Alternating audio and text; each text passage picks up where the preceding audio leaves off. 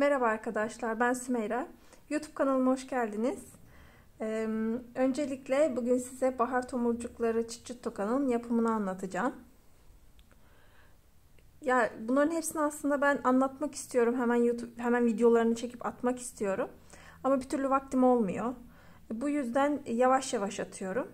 Ama bu ara siparişlerimi falan azalttım. Yani yoğunluğumu da azalttım. O yüzden arda arda video yüklemeyi düşünüyorum. Çoğunun işleme videolarını, yapılış videolarını, fiyonk videoları yüklemeyi düşünüyorum. Bu yüzden abone olursanız ve zile basarsanız hemen haberiniz olur. Çünkü hepsini Instagram sayfamdan da duyuramayabiliyorum. O yüzden abone olursanız her şeyi görebilirsiniz. Hemen haberdar olabilirsiniz. Öncelikle hemen başlayalım iplerden.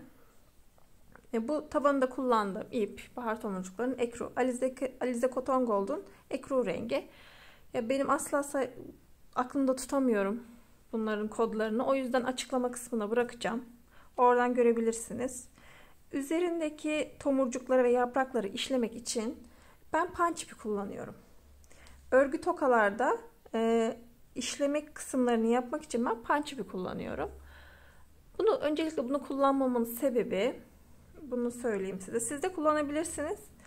Birinci sebebi parlak değiller, matlar. Ve renkleri çok hoş, tonları. Özellikle ben tonlarını çok beğendiğim için kullanıyorum açıkçası. Ve bir sebep de istediğim kalınlıkta ve incelikte kullanabiliyorum. Gördüğünüz gibi ince iş yaptığım için, mesela örgü tokaya ince işlediğim için biraz daha iplerin kalınlıkları fark ediyor. Kalın kullanırsanız ince motifler yapamazsınız. İnce motifler yapmak için de ince kullanmanız gerekiyor ipi. İnceliğini, kalınlığını kendim ayarlayabildiğim için ben bu ipleri kullanıyorum. Tavsiye ederim. Ben bu ipleri çok önceden almıştım. Bunlar SGS Hobby diye bir ip. Punch ipi. Punch ipleri, yapıları genelde hepsinin birbirine aynı. Çok fazla ip baktım ben de. Ama en kolay bulabileceğiniz punch ipi Hello markası. Bu markayı kullanabilirsiniz. Ya da gittiğinizde tuhafiyelerde punch iplerine bakabilirsiniz. Yapıları hemen hemen aynı olduğu için bir sıkıntı olmaz. Hemen yapımına başlayayım. Öncelikle tokanın taban kısmını öreceğim. Gördüğünüz gibi ben aslında bütün tokalarda aynı tabanları kullanıyorum. Bu yeni modelim hariç. Bunlar için ayrı bir tane tabanın yapılışı ile ilgili bir video çekmek istiyorum. Onu çekeceğim, paylaşacağım. Daha sonraki videolarda tabanını yapmadan üzerine işlemeleri yapacağım. Bu şekilde daha pratik olur diye düşünüyorum. Hem de sizin de vaktinizi almamış olurum. Sıkılmazsınız videoları izlerken. Bunu yapacağım şimdi, tabanını. Daha sonra bir taban videosu çekeceğim. Onu da paylaşacağım. Hemen şimdi tabanını yapmaya başlayalım. Tabanını ben 11 zincirle başlıyorum. Ve dönerek devam ediyorum. Şimdi nasıl yapıldığını göstereyim. Öncelikle 11 zincir çekeceğim. Şöyle netleyeyim.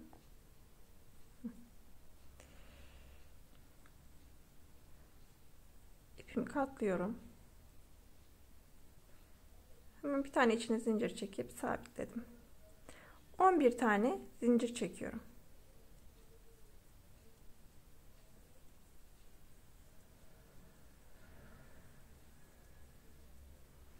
Evet, 11 zincirimi çektim. Şimdi bir daha hiç zincir çekmeden 10'uncuya batarak sık iğne yapıyorum. Şimdi bunun sonuna kadar hepsine sık iğne yapacağım.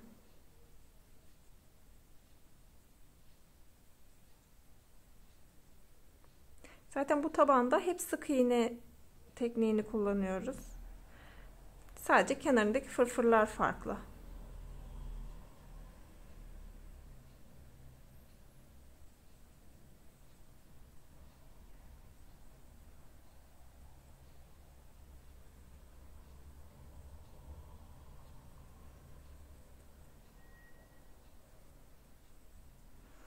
Gördüğünüz gibi ilk yaptığım, ben bunu da kullanıyorum. Her zaman söylüyorum, ilk yaptığım zincir.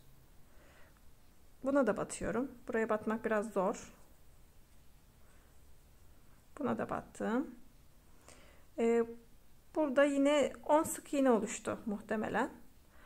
Şimdi en baştakine, yine en son battığım yuvaya 3 kere daha sık iğne yapıyorum.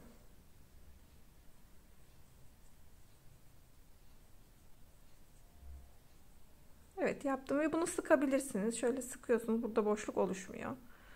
İsterseniz bunu içinde yürütebilirsiniz. İpi de. Sonra dönüyorum. Ve yaptığım sıranın ters tarafına da bir sıra öreceğim. Sık iğne. Burayı 3 kere çoğalttım.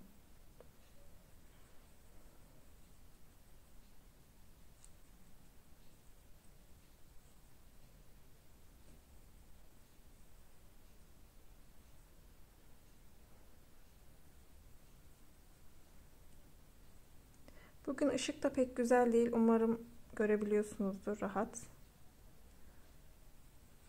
Doğal ışık kullandığım için tabi ayarlayamıyorum. Evet, ve sonuncuya da battım. Sonuncu yuvaya da.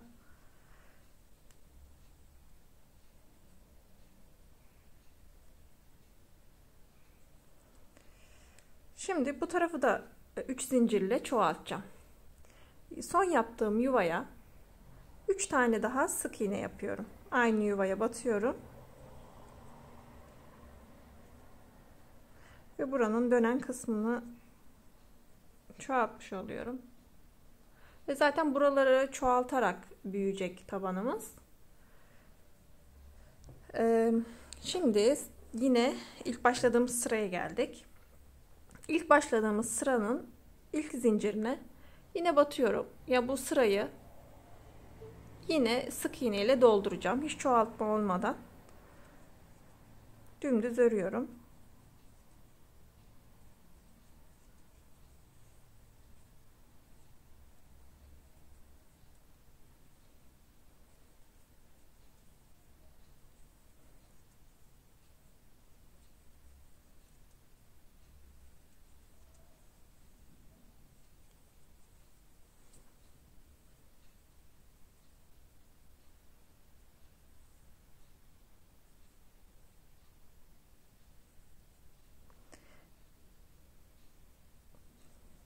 Şimdi çoğalttığım 3 zincire geliyoruz.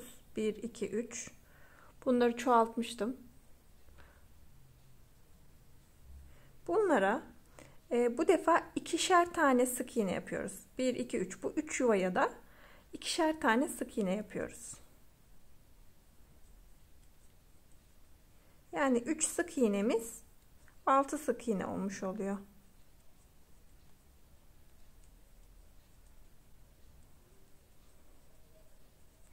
Evet, çoğalttım. Şimdi yine bu sırayı sadece sık iğne ile dolduruyorum. Tüm yuvaları sık iğne ile dolduruyorum. Diğer başa kadar. Bu şekilde 3 sıra devam edeceğim. Şimdi size göstereceğim o sıralara. Evet. Yine çoğalttığımız kısma geldik. Yine burada 1, 2, 3 tane sık iğne yapmıştık aynı yuvaya batarak. Bunlara yine aynı yuvalara ikişer sık iğne yaparak yine çoğaltmış oluyoruz. Bu 3 yuvaya ikişer sık iğne yapıyoruz.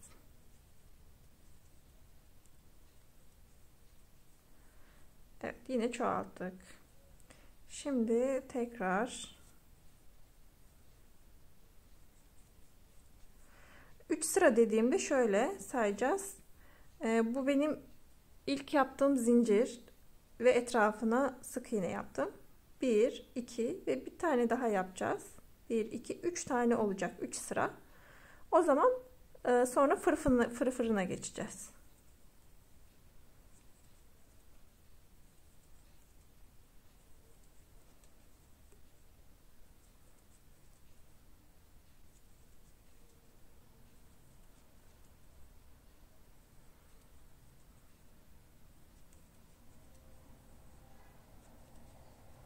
Evet, yine diğer başa geldik.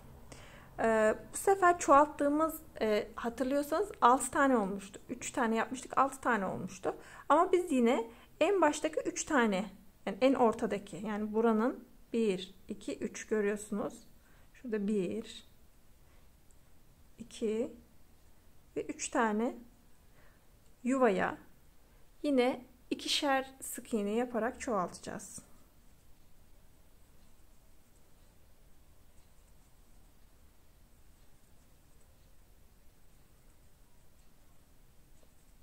Evet. 3 yuvaya da ikişer sık iğne yaparak çoğalttım. Şimdi yine önümüzdeki yuvaları teker teker sık iğne ile dolduruyoruz. Ve ben şu son köşeyi de çoğalttıktan sonra üçer sıram olmuş olacak. Ve fırfır kısmına geçeceğim.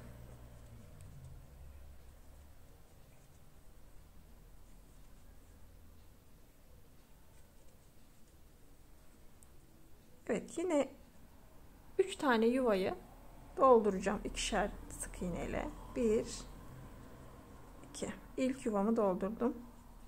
Şimdi ikinci yuvama da 2 sık iğne yaptım. Üçüncü yuvama da 2 sık iğne yaptım. Ve doldurdum. Şimdi bakın, şurada başlama hizam görünüyor. Başladığım nokta görünüyor. Yani burada çoğaltmıştım. Bu çoğaltma sıramda bitiriyorum. Yine oraya kadar sık iğne yapıyorum. Orada bitiriyorum.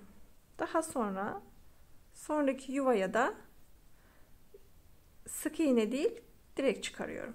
Evet, burayı biraz düzlemiş oluyorum yani. Şimdi fırfırını yapacağım kenarındaki.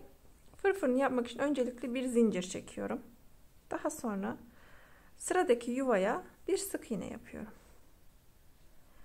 Daha sonra diğer yuvadan direkt çıkarıyorum zinciri.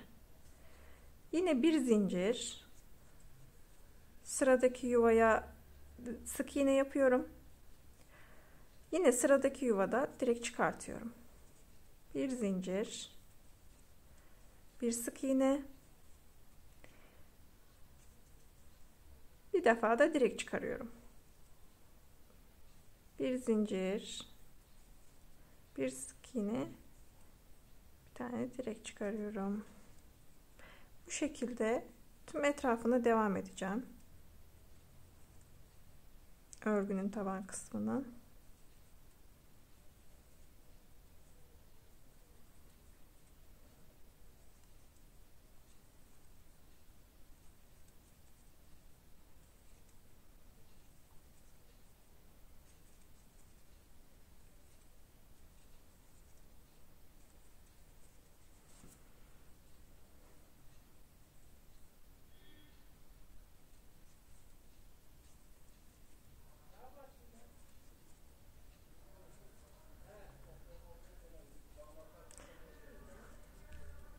Yaz olduğu için camları kapatamıyorum. Bu yüzden sokaktan sesler geliyor. Kusura bakmayın.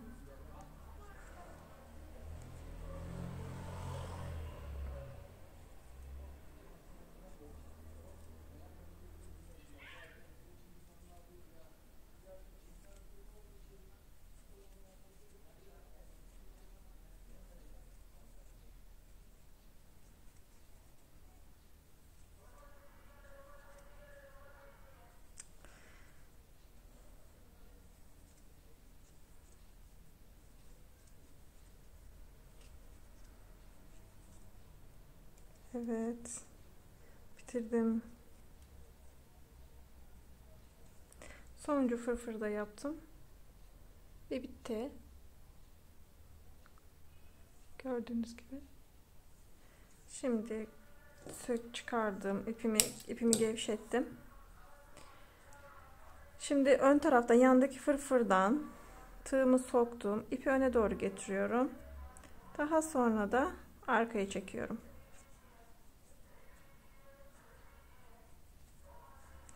Sonra arkada bunu sabitliyorum. Arkada ipimi sabitleyeceğim.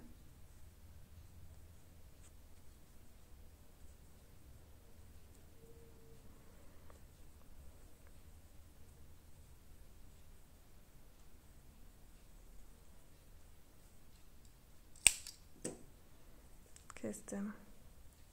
Şimdi taban kısmını yaptık.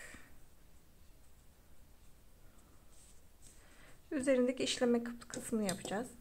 Üzerindeki işleme kısmı için bir tane etamin iğnesi gerek. Ucu küt olan, biraz da kalın bir iğne.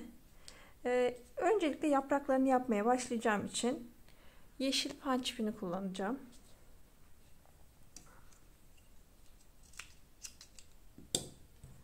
Bu ipi ben ikiye ayırıyorum. Bu çok ince olmasına gerek yok. Bu ipi şu şekilde ikiye ayırdım. Ve yavaş yavaş hemen basitçe ayrılıyor. Normalde benim bu işlemeleri yaparken bir matematiğim yok açıkçası. Hani belli bir sırada batıp çıkmıyorum. Ben göz kararı yaparım genelde. Ama anlatacağım için bir matematik yaptım kendimce. Umarım güzel anlatabilirim size de. Başlayayım hemen. Şöyle arka tarafına hemen ipimi sabitlerim bir yerden. Evet, ortalara doğru bir yerden sabitledim. Daha sonra yapraklarını yapacağım kısım tabanın ikinci ile üçüncü sırası arası. Buradan batarak üçüncü sıraya ve ikinci sıraya doğru yaprakları çapraz çapraz işleyeceğim. Hemen başlıyorum. İstediğiniz yerden başlayabilirsiniz. Battım ipimi. Şimdi üçüncüye doğru bir ve iki sıra. İki sıra sonra iğnemi çıkardım. İpimi doladım iğnenin etrafından ve bu şekilde çıkarıyorum. Ve batıyorum. İlk yaprağım. Şimdi yaprakları çiftli çiftli kümeler şeklinde yapacağım. Onun için ilk yaprağımı yaptım ya. İlk yaprağım battığım sıranın üstündeki sıraya arkadan yine batıyorum. Bu sefer ikinci sıraya doğru yine 1 2 sıra geçerek yeni yaprağım için ipimi doluyorum ve çıkarıyorum.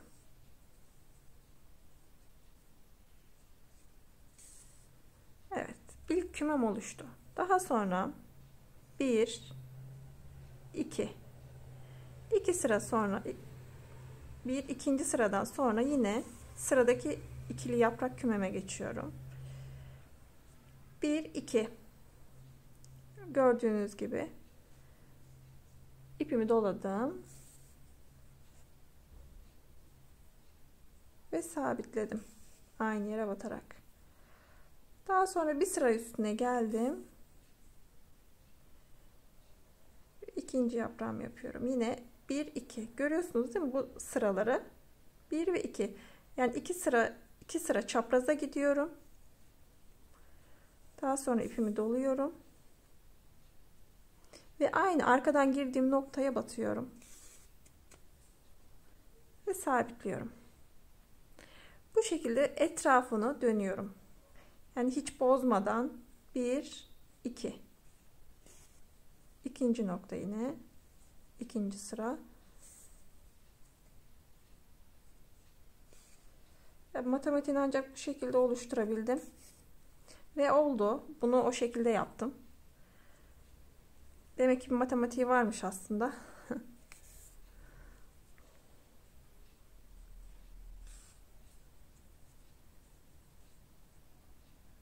Yine 1 2.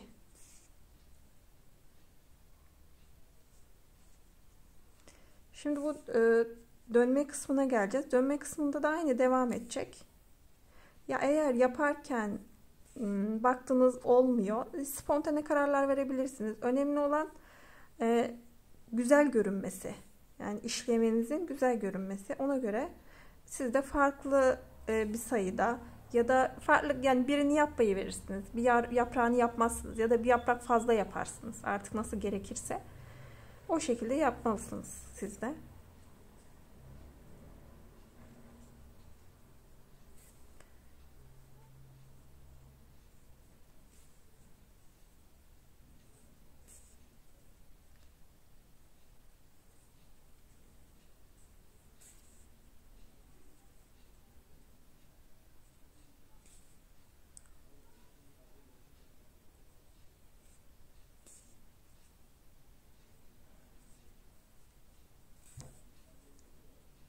Şurada yeni başladığımız nokta, bitirdiğimiz nokta var.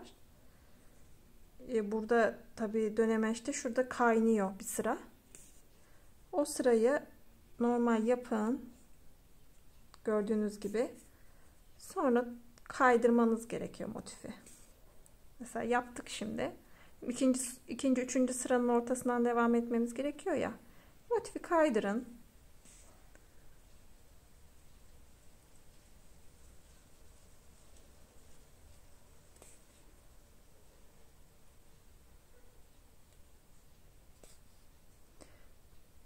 Aynı matematikle devam edin.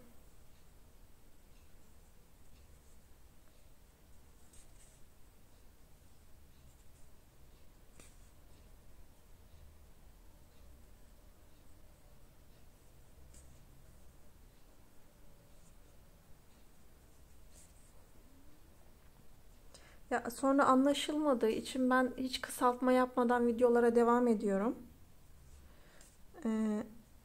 Tabii siz istediğiniz yerleri atlarsınız izlerken. Videoları hızlandırdığımda çok mesaj geliyor hızlandırdığınız yerleri anlayamadık diye. O yüzden hızlandırmadım. Benim de ipim bitti.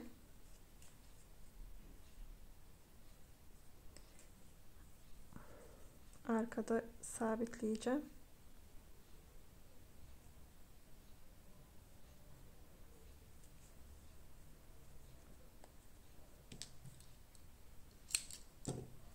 Kestim. Yeni ip.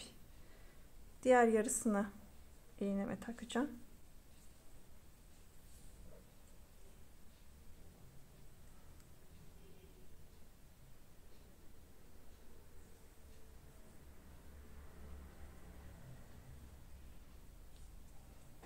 Evet, devam edebilirim.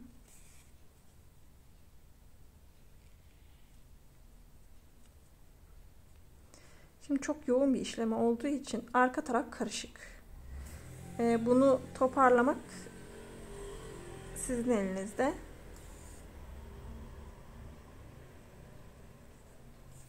Şöyle arkası bayağı karışık olacak. Daha tohumlarına geçmedik.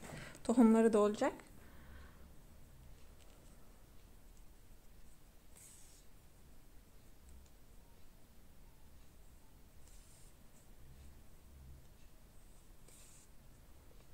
Evet, artık sonuncu yaprakları yapıyorum. Bu biraz meşakkatli bir gerçekten hani işleme. Uzun sürüyor. Öyle düşünüldüğü kadar kolay değil. Bak şimdi mesela demek istediğim buydu. Şimdi ben buraya tek bir yaprak yapacağım. Bir küme değil de tek bir yaprak yapacağım. Nasıl olması gerekiyorsa o an öyle yapıyorum. Evet, tek bir yaprakla bitirdim.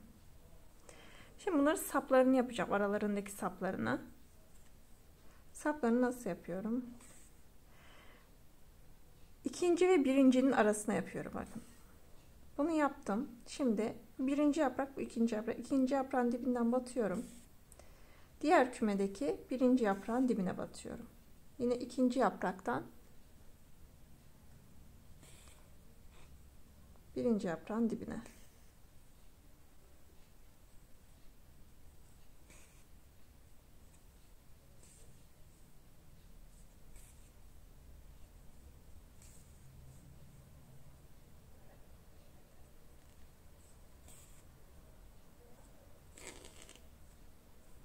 Şurada farklı yapabilirsiniz.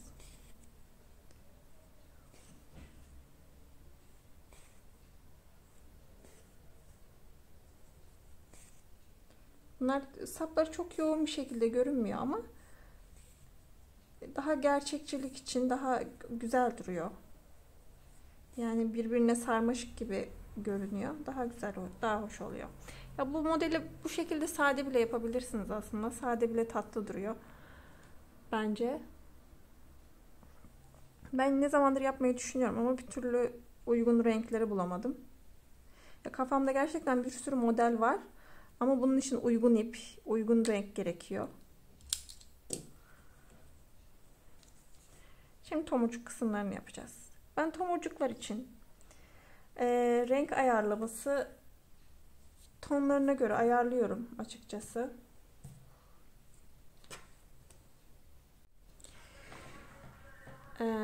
Şimdi bir şeker pembe ipim var. Bir yavru ağzı, lila ve sarı.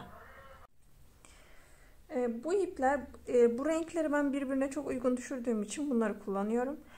Bazılarını inceli kalınlı kullanıyorum. Hepsi böyle aynı kalınlıkta değil. O zaman daha hoş efekt veriyor. Yani 3 boyutlu olduğu için daha güzel görünüyor. Önce sarıdan başlayabiliriz.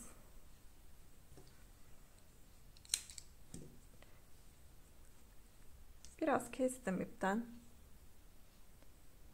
Daha sonra ikiye ayırıyorum. Bakın şöyle göstereyim size. İp tel tel ayrılıyor.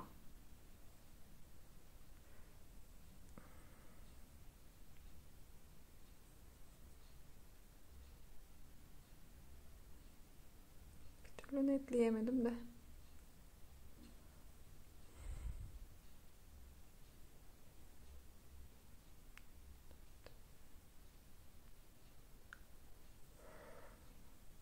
Bu şekilde tel tel ayrılıyor.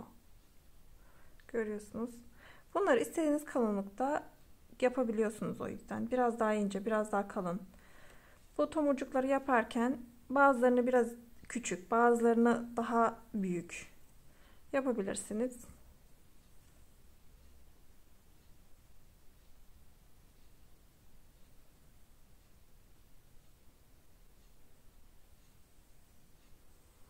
Ben sarıyı biraz daha ince kullandım.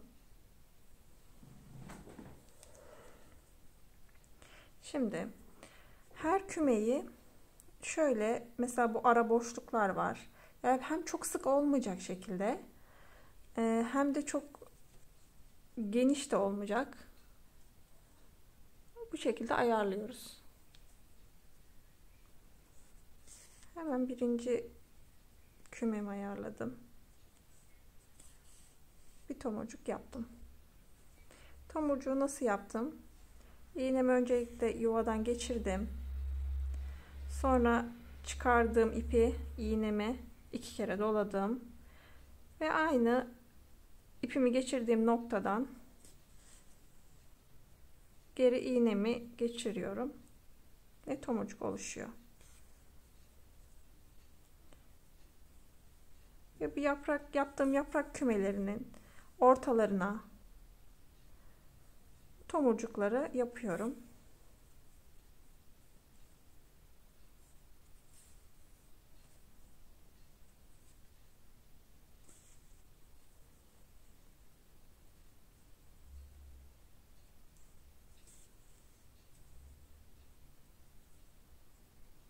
Mesela buraya yapmayacağım. Bu noktaya yapmayacağım. Biraz daha ilerisine yapacağım. Göz kararı kendiniz de ayarlayabilirsiniz. Dediğim gibi öncelik zaten bir matematik olması değil de modelin güzel görünmesi. Sizce nasıl güzel görünüyorsa siz de değiştirebilirsiniz kendinizce.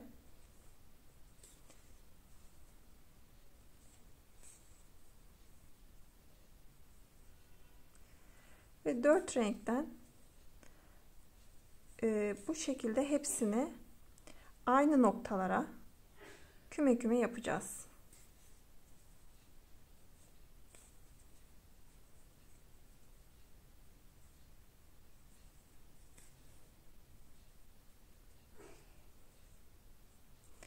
Ve arkasını sabitliyorum.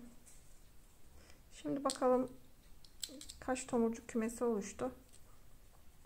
2, 4, 6, 8, 10.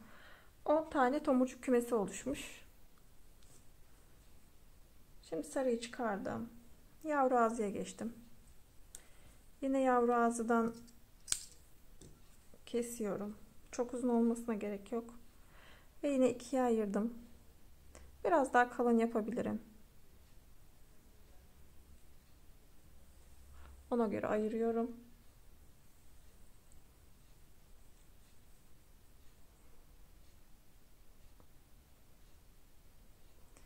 İğnemden geçiriyorum.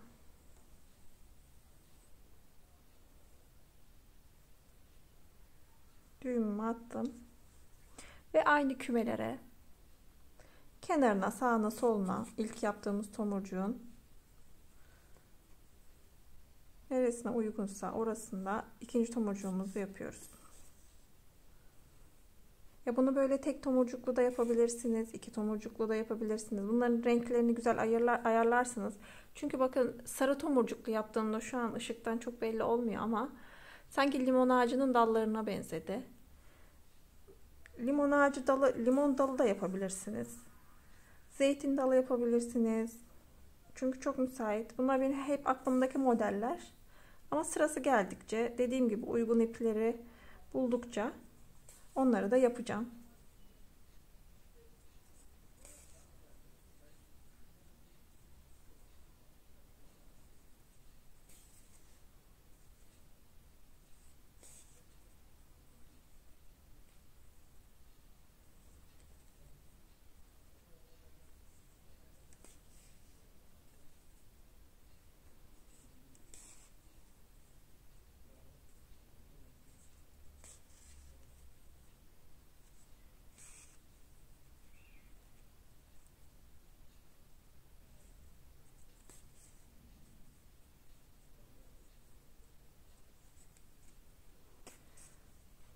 Evet, 10 tane tomurcuk yapıyorum bu şekilde yavru ağzıyla.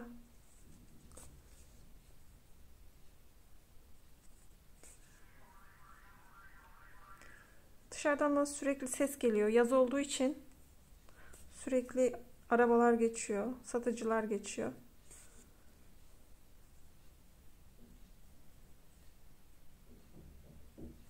Evet, 10'uncuyu yaptım. Şimdi yeni renge geçeceğim. Yani bu şekilde 4 rengi de yapacağız. Ben bunların kalınlıklarını dediğim gibi farklı farklı ayarlıyorum. En kalın şeker pembeyi yapıyorum sanırım. Biraz daha pembenin baskın olması için. Pembe severim. O yüzden en kalın onu yapıyorum. Bu da mor. Lavanta moru.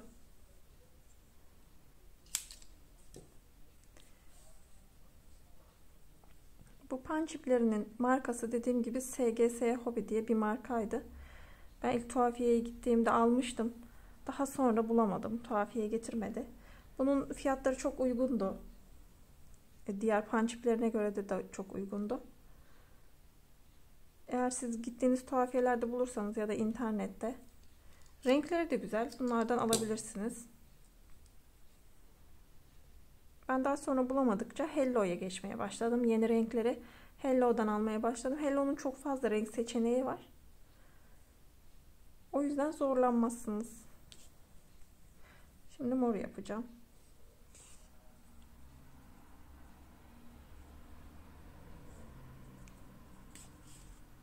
Belli bir sıra olmasına gerek yok. Mesela moru bir bu tarafta yaptıysam bir de diğer tarafta yapabilirim. Karışık görünmesi daha güzel bence.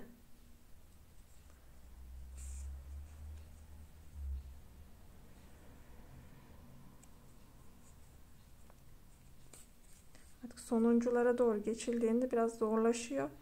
Çünkü dediğim gibi arka tarafı iyice doluyor.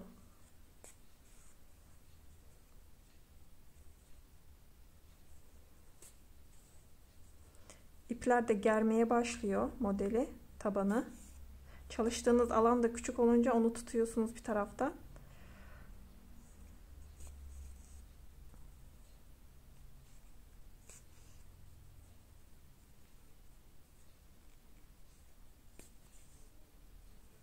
Siz de hangi renk baskın olsun isterseniz o rengi kalın kullanın. Ya da bunların hepsini tek renkte yapabilirsiniz tabii. Hepsi tek renkte olur. Ama renklerini güzel ayarlayın. Yani yeşilin rengi, ne bileyim yeşille diğer renklerin uyumuna dikkat edin. O zaman yani çok özenli yapmasanız bile modele renklerden dolayı çok güzel görünür.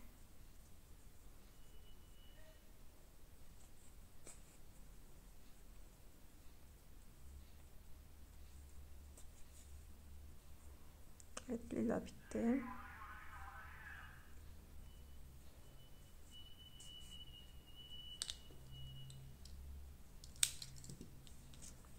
pembeye geçeceğim.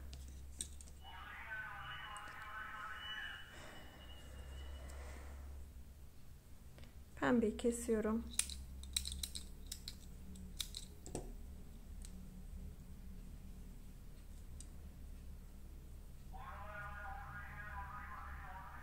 İkiye ayırdım.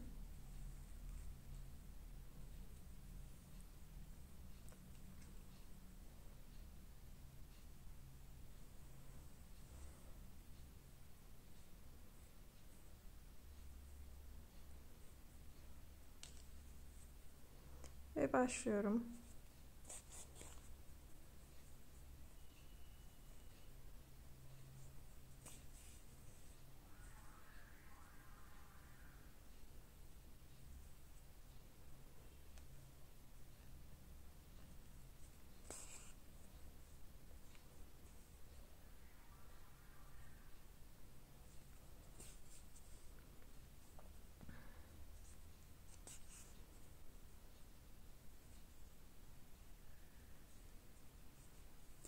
Gördüğünüz gibi pek kolay bir model değil.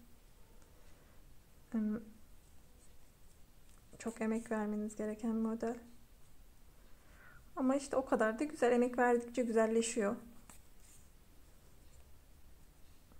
En çok tercih edilen modellerimden biridir bu da.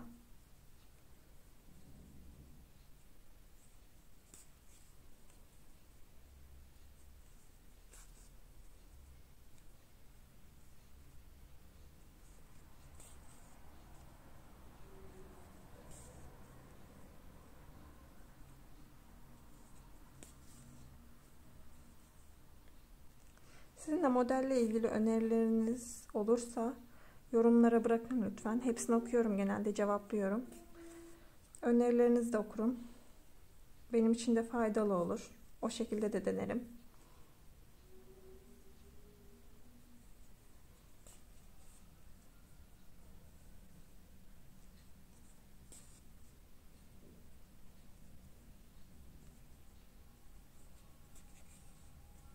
Evet.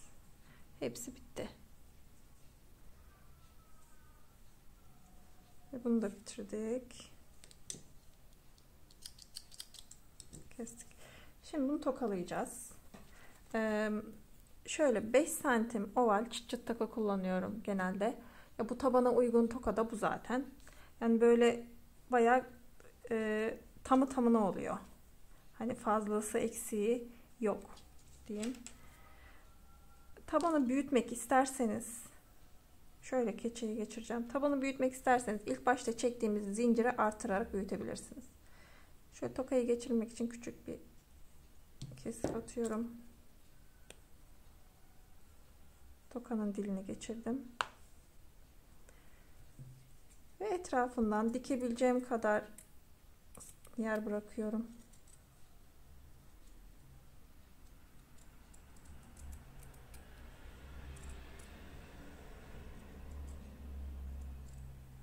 Kestim. İşte orta kısmını yapıştırıyorum. Şöyle bir silikon tabancam var. Orta kısmını yapıştırıyorum. Şöyle biraz esnetiyorum.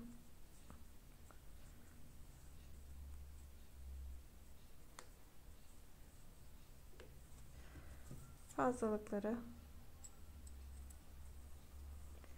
alıyorum. Dikmek için ben hayal ip kullanıyorum. Buna da elim bayağı alıştı. Bir de görünmediği için kullanmak da hoşuma gidiyor. Diktikten sonra arkası çok temiz görünüyor.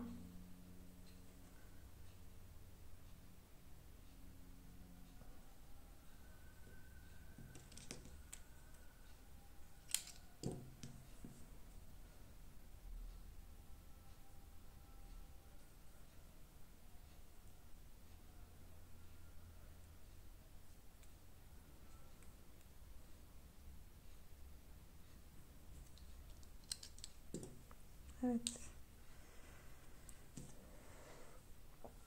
Hemen başlayalım en kenardan bu şekilde. Birinciyi sabitledim. Arada elim tripoda çarpıyor.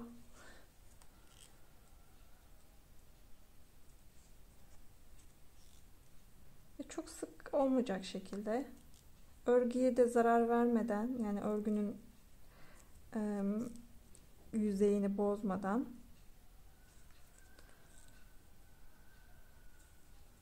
seyrek ama sıkı bir şekilde, daha sonra açılmayacak şekilde dikiyorum.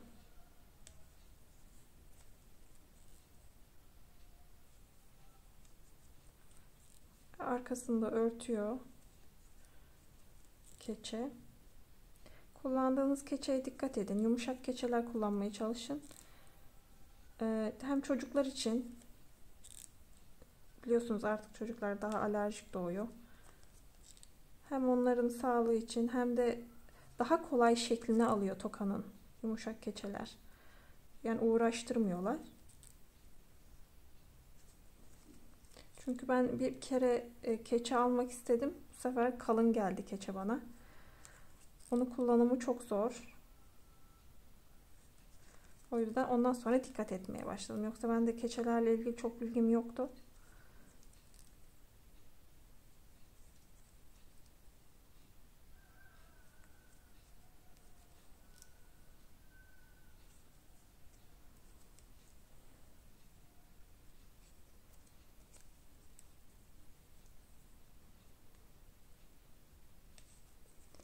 Bunları diktikten sonra, şimdi ben hiç kendim yıkamadım tokaları.